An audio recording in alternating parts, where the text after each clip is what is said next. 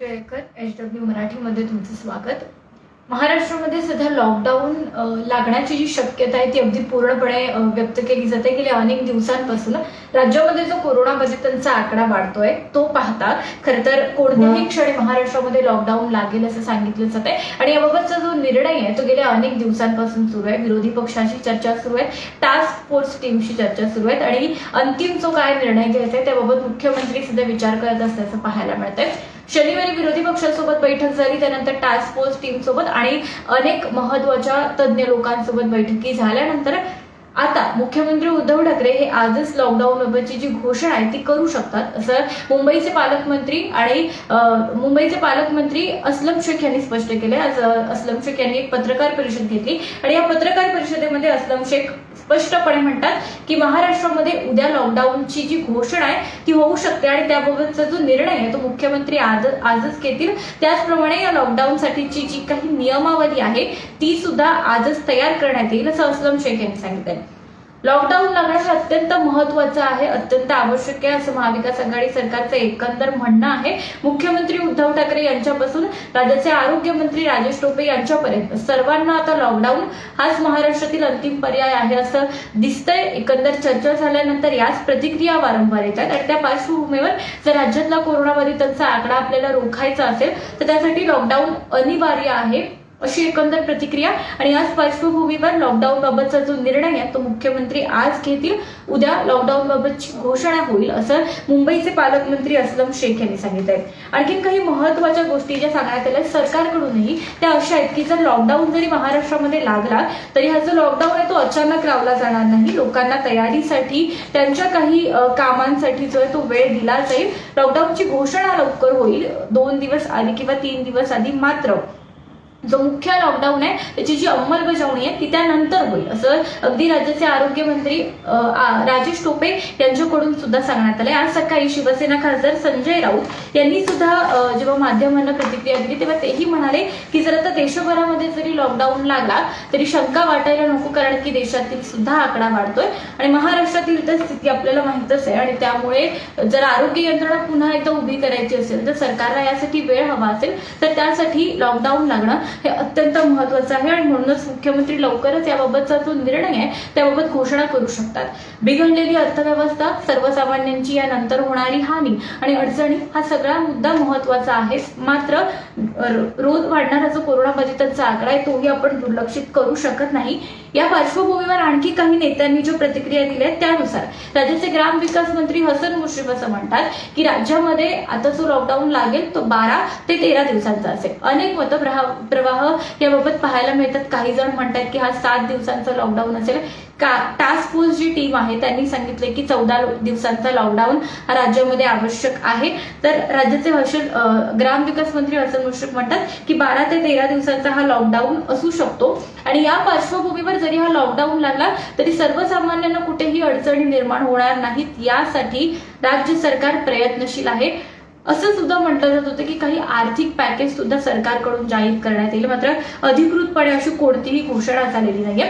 विरोधी पक्ष भाजप यांच्याकडून अगदी स्पष्टपणे खरं तर विरोध आहे या लॉकडाऊनला, कारण की सर्वसामान्यांची हानी होणार आहे आणि ही हानी ही भरून न काढण्यासारखी आहे. अर्थव्यवस्था आधीच डबघाईला आलेली आहे, सगळ्या अडचणी मान्य आहेत. मात्र सध्या लॉकडाऊन शिवाय पर्याय नसल्याचं म्हटलं जातं. अनेक जे परप्रांतीय जे कामगार, जे मजूर इथं काम करतात ते अनेक जण आता आपल्या गावी परत जायला निघालेत. आज LTT स्थानकावर प्रचंड मोठ्या प्रमाणात गर्दी दिसली.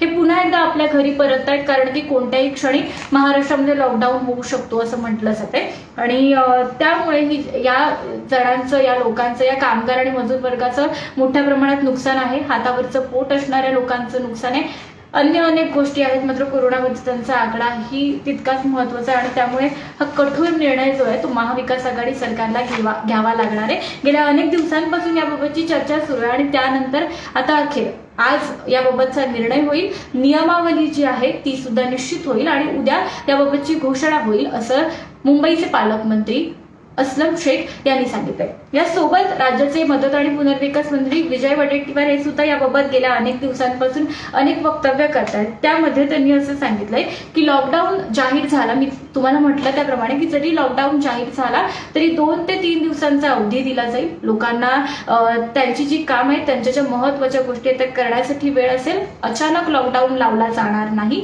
आणि लॉकडाऊन जाहीर झाल्यानंतर त्याची अंमलबजावणी जी असेल ती 2 ते 3 दिवसांनी सुरू होईल, असं राज्याचे मदत आणि पुनर्वसन मंत्री विजय वडेट्टीवार यांनी सुद्धा सांगितलेलं आहे।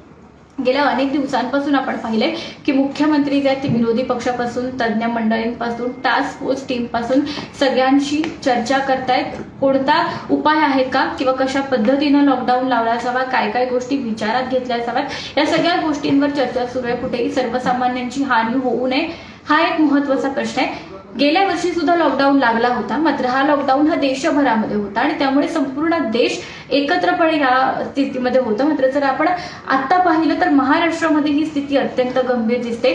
फक्त महाराष्ट्रावर सध्या लॉकडाऊन लावण्याची वेळ येऊ शकते। महाराष्ट्र सध्या लॉकडाऊनच्या उंबरठ्यावर आहे, त्यामुळे हानी सुद्धा या राज्याला जास्त पोहोचू शकते येत्या काळामध्ये, असं म्हटलं जातं। लॉकडाऊनचा पर्याय टाळावा असं विरोधी पक्षानं सांगितलंय, मात्र काही अडचणी आहेत, काही गोष्टी या टाळण्यासारख्या नाहीयेत। आरोग्य व्यवस्था, आरोग्य यंत्रणा पुन्हा एकदा उभी करायची आहे। ऑक्सिजन बेडचा, आयसीयू बेडचा असलेला तुटवडा असू देत, रेमडेसिवीरचा असलेला तुटवडा असू देत, वॅक्सिनेशन जो मुद्दा गेल्या अनेक दिवसांपासून केंद्र आणि राज्य सरकारमध्ये गाजतोय तो मुद्दा असू देत, या सगळ्याच्या पार्श्वभूमीवर राज्य सरकारला एक सक्षम आरोग्य यंत्रणा पुन्हा उभी करायची आणि त्यासाठी जो कालावधी हवाय त्यासाठी खरं तर ही लॉकडाऊनची घोषणा कोणत्याही क्षणी होऊ शकते असं म्हटलं जातंय। राज्याचे आरोग्य मंत्री राजेश टोपे यांनी या पार्श्वभूमीवर मार्गदर्शन केलेलंच आहे।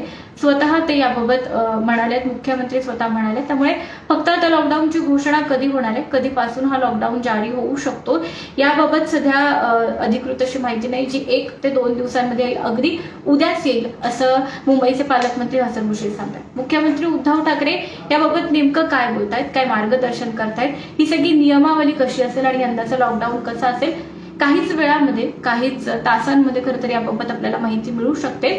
त्यामुळे महाराष्ट्राच्या लॉकडाऊन बाबत, या संपूर्ण महाविकास आघाडी सरकारच्या निर्णयाबाबत आणि मुख्यमंत्र्यांच्या खरं तर निर्णयाबाबत संपूर्ण राज्याचं सध्या लक्ष आहे। वेळोवेळी याबाबतच्या आम्ही बातम्या ज्या आहेत ते तुमच्यापर्यंत पोहोचवत राहू। कडक निर्बंध लावले गेले होते, मात्र त्या नियमांचं पालन होत नसल्यानं हा कठोर निर्णय घ्यावा लागण्याची दाट शक्यता आहे आणि या पार्श्वभूमीवर नेमका काय निर्णय होतो याकडे निश्चित आपलं लक्ष राहणार आहे। यासारखे व्हिडिओ पाहत राहण्यासाठी आमच्या YouTube चॅनलला सबस्क्राईब करा, फेसबुक पेजला लाईक आणि फॉलो करा। पुन्हा एकदा अत्यंत महत्त्वाचा मुद्दा मी सांगते की मुंबईचे पालकमंत्री अस्लम शेख यांनी असं स्पष्टपणे सांगितलंय की लॉकडाऊन बाबतचा जो निर्णय आहे तो मुख्यमंत्री आजच घेतील आणि उद्या याबाबतची जाहीर घोषणा होईल। नियमावली आज तयार होईल, उद्या घोषणा होईल आणि घोषणा झाल्यानंतर काही दिवसांमध्ये लॉकडाऊनची अंमलबजावणी होईल।